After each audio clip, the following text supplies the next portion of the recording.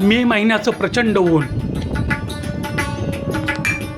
सूर्य डोक्यावर आग ओकत आहे. उन्हाचा पारा 40च्या पार गेलेला आहे.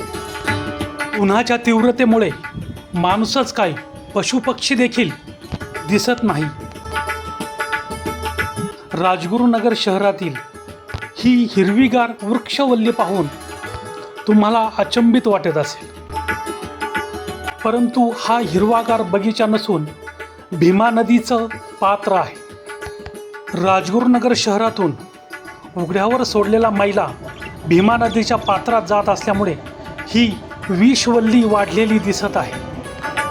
या नदी पात्रातील विषवल्लीचा पसारा नदी पात्रामध्ये सुमारे 2 ते 3 किलोमीटर लांबीपर्यंत पसरलेला आहे.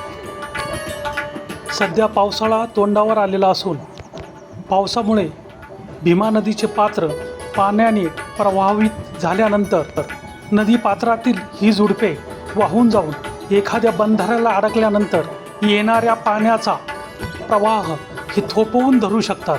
यामुळे पुराच्या पाण्याचा फटका नदीकाठी असणाऱ्या मानवी वस्तीवर बसण्याची शक्यता मोठ्या प्रमाणावर आहे. त्यामुळे राजगुरुनगर परिषदेने नागरिकांच्या सुरक्षतेसाठी उपाययोजना करणे आवश्यक आहे. भीमा नदी पात्रामध्ये अवास्तव वाढलेला हा वृक्षवल्लींचा वेढा तात्काळ काढून घेणे आवश्यक झालेले आहे. सनातन हिंदू धर्मामध्ये भीमा नदीचे अत्यंत पवित्र स्थान असून सुमारे 535 मैल लांब असलेल्या या नदीच्या तीरावर श्री क्षेत्र भीमाशंकर, गाणगापूर, पंढरपूर यासारखी अनेक महत्त्वाची तीर्थक्षेत्रे आहेत. त्यामुळे राजगुरुनगर परिषदेने शहराच्या हिताचा विचार करता तसेच सनातन हिंदू धर्मानुसार भीमा नदीचे धार्मिक महत्त्व लक्षात घेता या नदीच्या स्वच्छतेसाठी उपाययोजना करणे आवश्यक आहे.